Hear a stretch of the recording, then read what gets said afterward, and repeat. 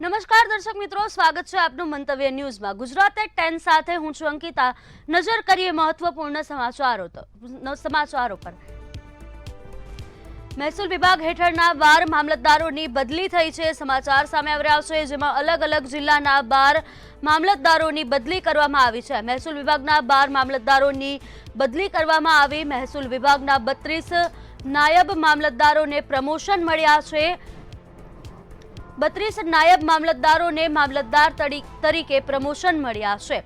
અલગ અલગ જિલ્લાના 12 મામલતદારોની બદલી કરવામાં આવી છે। સમાચાર સામે આવી રહ્યા છે, જેમાં મહેસૂલ વિભાગના વિજ્ઞાન અને પ્રૌદ્યોગિકી વિભાગ દ્વારા ફેરબદલ કરવામાં આવ્યા છે। બનાવ હતો તેમાં નારાયણ સંઘાર અને તેના સાગરીતોને પોલીસે રાઉન્ડ અપ કર્યા છે। નારાયણ સંઘાર અને સાગરીતો દ્વારા ફાયરિંગ કરાયું હતું, તેમને રાઉન્ડ અપ કરવામાં આવ્યા છે। પોલીસ દ્વારા કાર્યવાહી કરાઈ છે। તો તારીખ 25 રાતે 11:30 થી 12 વાગે હવે અમે બધા ઘરે હતા, સૂતા હતા અને નારાયણ રવા સંઘાર ને એની ગેંગ આખી 30 જણાની ગેંગ હતી। એમાં 302 ગંભીર ગુનેગાર, એક નારાયણ રવાનો સગો ભત્રીજો, એક 2017માં મારા ભાઈ રમેશ કૃષ્ણ મણકાનું મર્ડર કર્યું હતું, એ પોતે ભેગો હતો હુમલા અમારા ઘર હુમલો કરવામાં। અને 25 તારીખે રાતે આવીને ધારિયા, કુવાડી, બંદૂકો, પિસ્તોલ, રિવોલ્વર ને જોટો લઈ અને ઓછીતાનો મારા ભાઈ લગધે કેસર મણકાને મારવા માટે પોગી આવ્યા, બરોબર। અને અમે ઘર મૂકીને ભાગી ગયા, અમારી ગાડી પાછ ભાગી નાખી। જો મેં ન ભાગી તો મને મારી નાખે એમ હતા। આગળ રાજકોટથી સમાચાર સામે આવી રહ્યા છે, જ્યાં રાજકોટના જસદણમાં બાયપાસ રોડ પર અકસ્માત સર્જાયો છે। રાજકોટથી આ સમાચાર, જેમાં રાજકોટના જસદણમાં બાયપાસ રોડ નજીક અકસ્માત સર્જાયો છે। બાઇક અને ટ્રેક્ટર વચ્ચેના અકસ્માતમાં એકનું કરુણ મોત નીપજ્યું છે। બાઇક અને ટ્રેક્ટર વચ્ચે અકસ્માત સર્જાયો હતો। અકસ્માત સર્જાતા એક યુવકનું મોત નીપજ્યું છે।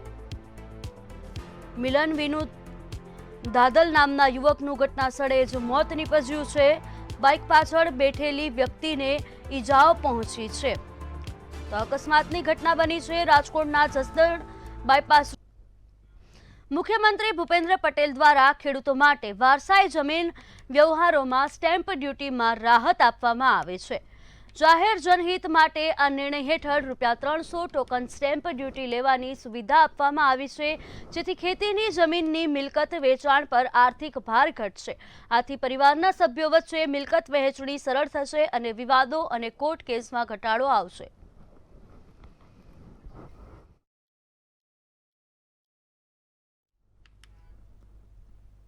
મુખ્યમંત્રી ભૂપેન્દ્ર પટેલે ખેડૂતોના હિતમાં મહત્વપૂર્ણ નિર્ણય લીધો છે। ગુજરાત ગણોત વહીવટ અને ખેતીની જમીન અધિનિયમ હેઠળ ગણોતિયાઓને ખરીદ કિંમત ભરપાઈ કરવાની મુદત હવે 1 વર્ષથી વધારીને 31 ડિસેમ્બર 2026 સુધી કરવામાં આવી છે। આ નિર્ણયથી ઘણા ખેડૂતો કાયદેસર માલિક બની શકશે અને જમીન સંબંધિત મુશ્કેલીઓથી રાહત મળશે।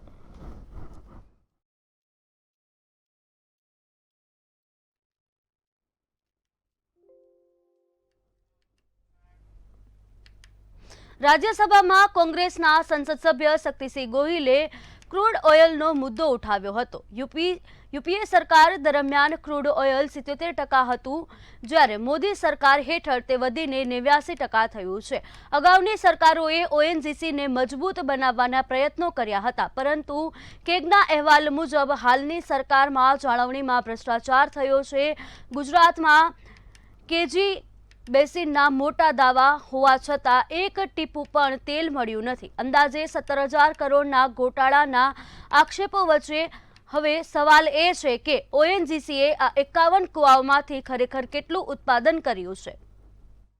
सर कैग ने लिख के दिया 17,000 करोड़ मेरे गुजरात के उस केजी बेसिन में डाला, 1 रुपये का फायदा नहीं हुआ और वही जीएसपी के कुएं, वही मुख्यमंत्री यहां आ गए तो वो सारा दे दिया ओएनजीसी को और जीएसपीसी का वो मरा हुआ। मैं चाहूंगा वित्त मंत्री जी जवाब दे मुझे, मैं माफी मांगूंगा मैं गलत होगा तो, कि गुजरात से आपने वो केजी बेसिन के 51 वेल लिए, उसमें से कितना ऑयल और गैस निकल रहा है उसका फिगर दीजिए, क्योंकि कहीं कमेटी की बात तो मैं नहीं कर सकता। पीएससी में मैंने पूछा था, कुछ नहीं निकल रहा है। क्या ये इस तरह से सरकारें चलती है सर? મોંઘવારીના માર વચ્ચે જનતા માટે એક રાહતભરી ખબર સામે આવી છે, જેમાં સરકારે પેટ્રોલ અને ડીઝલ પરની એક્સાઇઝ ડ્યુટી અદદ 10 રૂપિયાનો ઘટાડો કરવાની જાહેરાત કરી છે। તો આ જાહેરાતથી શું ફાયદો થશે, આવો જાણીએ। કેન્દ્ર સરકાર દ્વારા પેટ્રોલ અને ડીઝલ પર એક્સાઇઝ ડ્યુટીમાં કરાયેલા મોટા ઘટાડાએ દેશભરમાં ઇંધણ બજાર અને સામાન્ય લોકો વચ્ચે રાહતની આશા જગાવી છે। વૈશ્વિક સ્તરે વધી રહેલા ક્રૂડ ઓઇલના ભાવ અને પશ્ચિમ એશિયામાં ચાલી રહેલા તણાવ વચ્ચે સરકારે આ મહત્વપૂર્ણ નિર્ણય લીધો છે। સરકારે પેટ્રોલ અને ડીઝલ પર ₹10 પ્રતિ લીટર એક્સાઇઝ ડ્યુટી ઘટાડવાની જાહેરાત કરી છે। આ નિર્ણય બાદ પેટ્રોલ પરની એક્સાઇઝ ડ્યુટી ₹13 થી ઘટીને ₹3 થઈ ગઈ છે, જ્યારે ડીઝલ પરની ડ્યુટી 10 થી સીધી શૂન્ય કરવામાં આવી છે। આ પગલાંનો મુખ્ય હેતુ આંતરરાષ્ટ્રીય બજારમાં વધતા ક્રૂડ ઓઇલના ભાવનો બોજ સામાન્ય જનતા પર ઓછો કરવાનો છે। ઈરાન ઇઝરાયલ તણાવના કારણે ક્રૂડ ઓઇલના ભાવમાં ભારે ઉછાળો જોવા મળી રહ્યો છે, જે $70 પ્રતિ બેરલથી વધીને $100 પાર પહોંચી ગયો છે। આ સ્થિતિમાં ભારતીય તેલ કંપનીઓને ભારે નુકસાન સહન કરવું પડી રહ્યું હતું। પેટ્રોલિયમ મંત્રી હરદીપસિંહ પુરીના જણાવ્યા મુજબ હાલ કંપનીઓ પેટ્રોલ પર પ્રતિ લીટર ₹24 અને ડીઝલ પર 30નું નુકસાન ઉઠાવી રહી છે। જોકે એક્સાઇઝ ડ્યુટીમાં ઘટાડો થયો હોવા છતાં તરત જ પેટ્રોલ ડીઝલના ભાવમાં ₹10નો સીધો ઘટાડો જોવા મળશે તેવી શક્યતા ઓછી છે, કારણ કે રિટેલ ભાવ નક્કી કરવાનો અધિકાર ઇન્ડિયન ઓઇલ, ભારત પેટ્રોલિયમ અને હિન્દુસ્તાન પેટ્રોલિયમ જેવી કંપનીઓ પાસે છે। નિષ્ણાંતો માનવું છે કે કંપનીઓ આ રાહતનો ઉપયોગ પહેલા થયેલા નુકસાનની ભરપાઈ માટે કરશે। આ પહેલા ખાનગી ક્ષેત્રની કંપની નાયરા એનર્જીએ પેટ્રોલમાં ₹5 અને ડીઝલમાં 3નો વધારો કર્યો હતો, જે દર્શાવે છે કે વર્તમાન બજાર પરિસ્થિતિમાં કંપનીઓ પર કેટલું દબાણ છે। જો વૈશ્વિક બજારમાં તણાવ યથાવત રહેશે તો ભવિષ્યમાં ભાવ વધુ વધવાની સંભાવના પણ નકારી શકાય નહીં। સરકારના આ પગલાંથી મોંઘવારી પર પણ નિયંત્રણ લાવવાની અપેક્ષા છે। ખાસ કરીને ડીઝલના ભાવમાં ઘટાડો થવાથી પરિવહન અને લોજિસ્ટિક્સ ખર્ચ ઘટી શકે છે, જેનો સીધો ફાયદો ખાદ્ય પદાર્થો અને દૈનિક વપરાશની વસ્તુઓના ભાવમાં મળી શકે છે। એક તરફ સરકારને આ નિર્ણયથી આવકમાં ઘટાડો સહન કરવો પડશે, તો બીજી તરફ રાજ્ય સરકારો પર પણ વેટ ઘટાડવાનું દબાણ વધશે। જો રાજ્ય પણ ટેક્સમાં ઘટાડો કરે તો જ ગ્રાહકોને પેટ્રોલ પંપ પર વાસ્તવિક રાહત મળશે। બ્યુરો રિપોર્ટ, મંતવ્ય ન્યૂઝ। ખાડી દેશોમાં ચાલતા યુદ્ધની અસર હવે દવા અને મેડિકલ સાધનો સુધી પહોંચવાની ચર્ચા વચ્ચે ગુજરાતમાં કેમિસ્ટ સંગઠનના અલગ અલગ નિવેદનો સામે આવ્યા છે। સર્જિકલ આઇટમમાં 15 થી 20% સુધી ભાવ વધારાની વાત સામે આવી છે, જ્યારે આવશ્યક દવાઓમાં 0.65% ભાવ વધારાની મંજૂરી અંગે પણ ચર્ચા ચાલી રહી છે। જોકે વડોદરાના કેમિસ્ટ આગેવાનો આ મુદ્દે અફવાઓથી દૂર રહેવાની અપીલ કરી રહ્યા છે।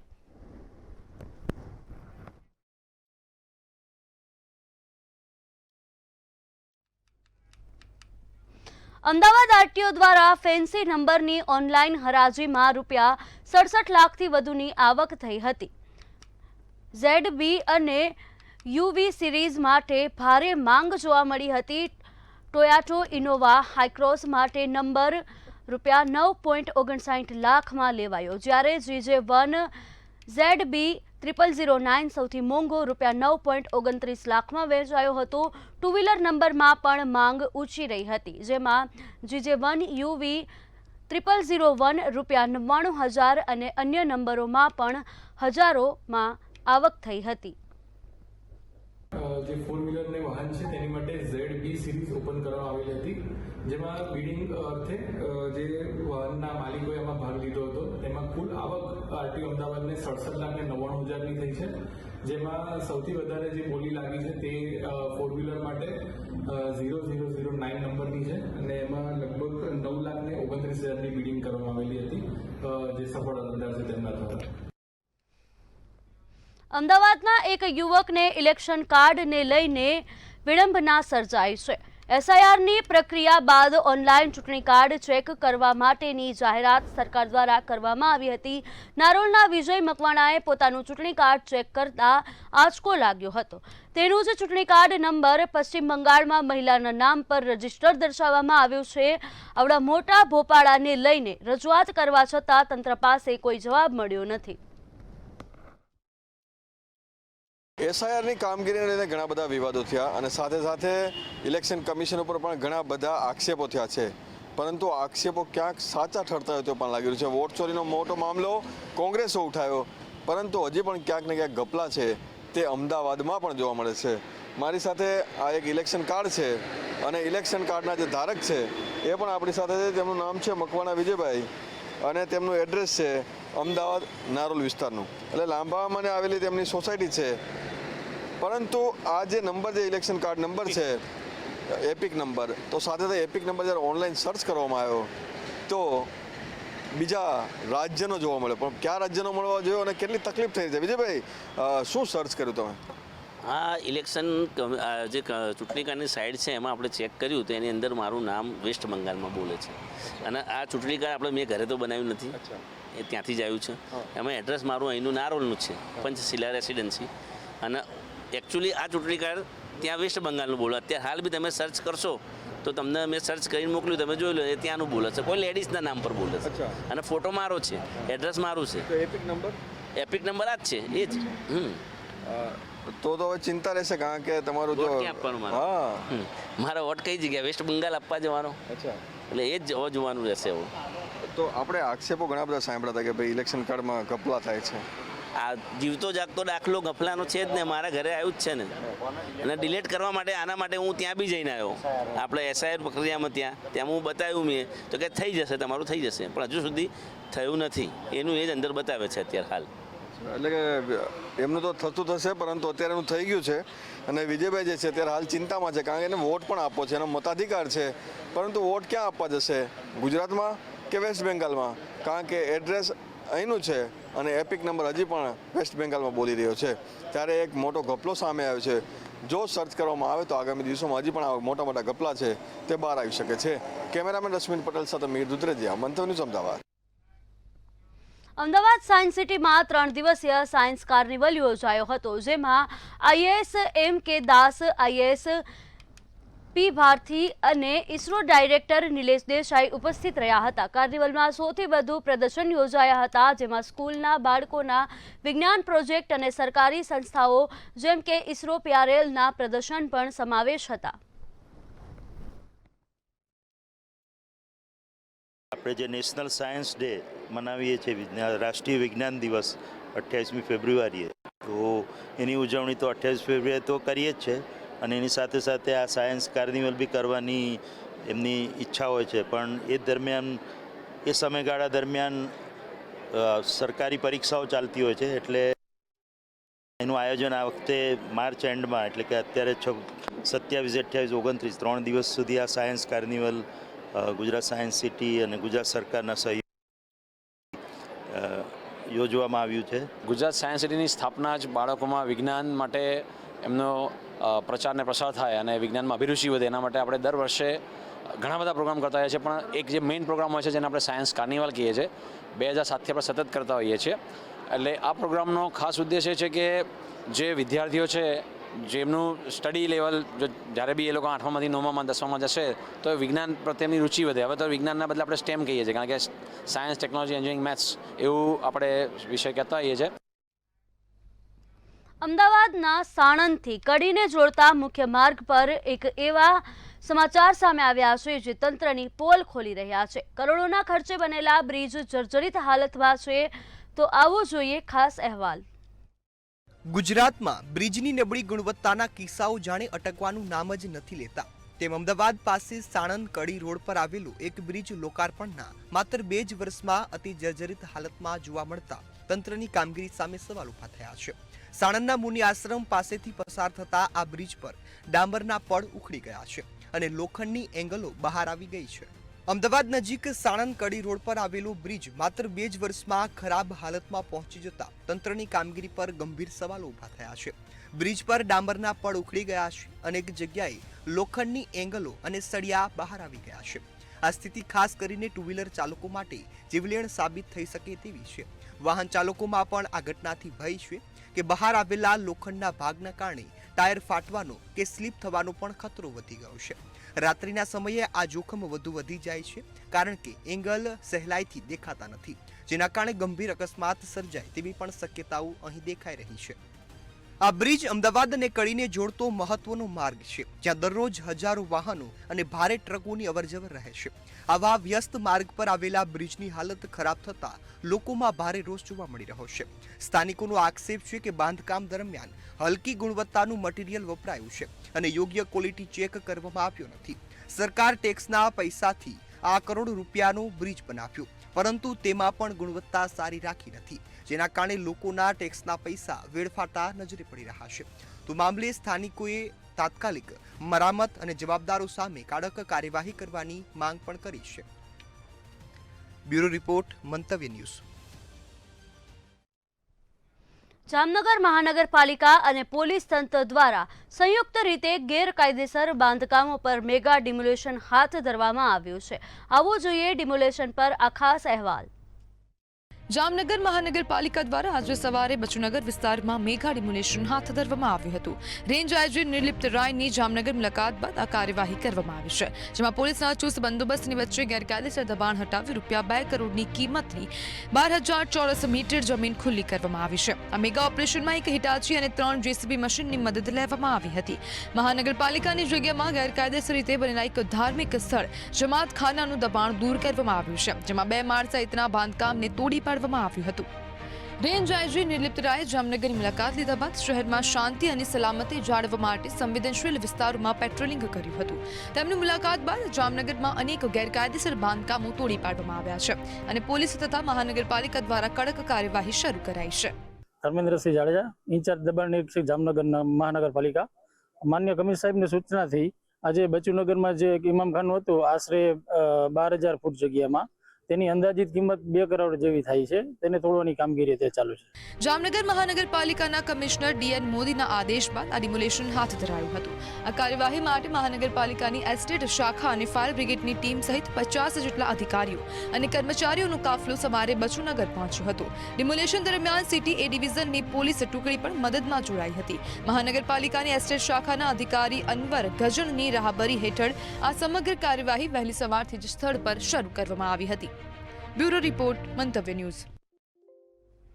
ગારિયાધાર નગરપાલિકાના વોર્ડ નંબર 3માં કચરાની સમસ્યા ગંભીર બની રહી છે, જ્યાં 10-15 દિવસે કચરાની ગાડી આવતી હોવાના આક્ષેપ લાગ્યા હતા. પરિસ્થિતિ ખરાબ થતા વોર્ડના સદસ્યએ પોતાની ગાડી ઘરે ઘરે લઈ જઈ અને કચરો ઉઠાવ્યો હતો અને નગરપાલિકાની કચેરીએ લઈ ગયા હતા.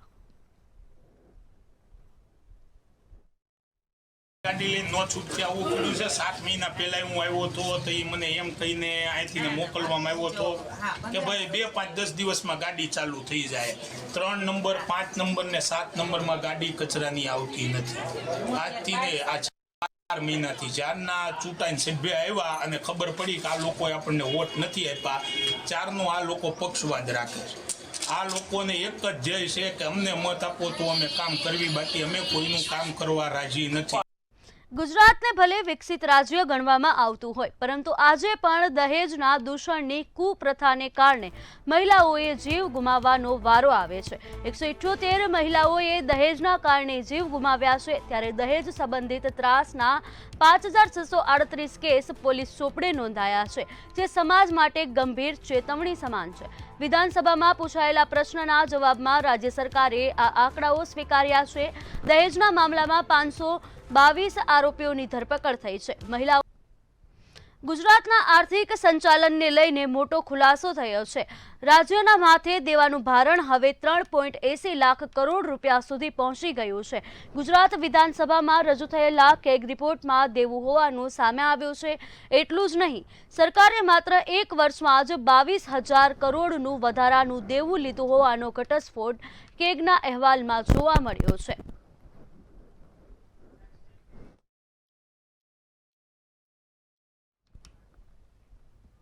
વડોદરા શહેરના તરસાલી વિસ્તારમાં આવેલ પૂજ્ય રવિશંકર મહારાજ નામની કુમાર છાત્રાલયમાં છાત્રાઓનો હોબાળો જોવા મળ્યો હતો. સારું ભોજન ન મળતા છાત્રાઓએ વિરોધ નોંધાવ્યો હતો. છેલ્લા 2 દિવસથી ગેસ સિલિન્ડર ન હોવાથી ભોજન બંધ હોવાનો આક્ષેપ કર્યો હતો. છાત્રાલયમાં વ્યવસ્થા સામે છાત્રાઓએ સવાલ ઉઠાવ્યા છે. છાત્રાઓની સમસ્યાઓને તાત્કાલિક ઉકેલ લાવવાની માંગ કરાઈ છે. આ છોકરાઓને ગેસના બાટલનો આ 2 દિવસથી કે 1 દિવસથી પ્રોબ્લેમ છે, આપણે એક્સેપ્ટ કરીએ. અને જો ગેસના બાટલાનો પ્રોબ્લેમ હોય તો અત્યારના મારા આવ્યા પછી લોકો જમવાનું કેમ બનાવવા બેઠા? અત્યારના 1 વાગ્યો, 12:30, 1 વાગ્યા આ લોકોને હજી જમવાનું આપ્યું નથી. કોઈ જ જાતની ફેસિલિટી નથી. એ લોકોના જે ગાદલા, ચાદર, ઓશિકા આજે કેટલા ટાઈમથી એ લોકોને આપ્યા નતા. મેં જાતે આવીને રૂમ ખોલાવીને છોકરાઓને કીધું કે ભાઈ આપો, આ તમારા ઘરે લઈ જવાના છે. કોન્ટ્રાક્ટર જે જમવાનું અહીંયા પ્રોવાઈડ કરે છે એ જમવાનું છોકરાઓના કહેવા પ્રમાણે બિલકુલ ક્વોલિટી છે નહીં. આ વર્ષે સતત સમસ્યાઓ રહે છે. અમે આ વિદ્યાર્થીઓ બધા ગુજરાતના દરેક ક્ષેત્રથી આવતા હોય છે પોતાના સપનાઓ લઈને. વડોદરા જેવા મહાનગરમાં MS યુનિવર્સિટી, પારુલ યુનિવર્સિટીમાં અભ્યાસ કરે છે અને મૂળભૂત જે પ્રાથમિક જે અમારી સુવિધાઓ છે એ જ ક્યાંક ને ક્યાંક પૂરી નથી થતી, જેમ કે જમવાનું રહ્યું, સિક્યુરિટી રહીથી લઈને મેનેજમેન્ટ, સફાઈ લઈ. જમવામાં એકદમ કોઈ જાતનું હાઇજીન મેન્ટેન થતું નથી. જમવાની ક્વોલિટી સતત બહુ ખરાબ હોય છે. ગેસનો બોટલ તો 2 દિવસથી નથી આવતો અને તોય છતાં કે એ પહેલા પણ ગેસનો બોટલ હતા તોય છતાં જમવાનું સારું નહોતું અને હવે ગેસનો બોટલ નથી તો હવે સાહેબ એવું કહે છે કે તમે કે અમને ગેસનો બોટલ લાવી દો એમ. તો અમે એ કરવા ગેસના બોટલ લાવવા અમારા મા બાપે અહીં મોકલ્યા છે કે પછી અમને ભણવા માટે મોકલ્યા છે, તો એ ગેસના બાટલનું અમને લાવવાનું કહે છે, તો અમે એ માટે નથી આવ્યા વડોદરામાં. અને જોઈએ તો મહેશ દેસાઈ કરીને એક સર છે જે અહીંના વોર્ડન છે, એ એવું કહે છે કે અમારા થકી તમે કે આ હોસ્ટેલમાં રહો છો એમ.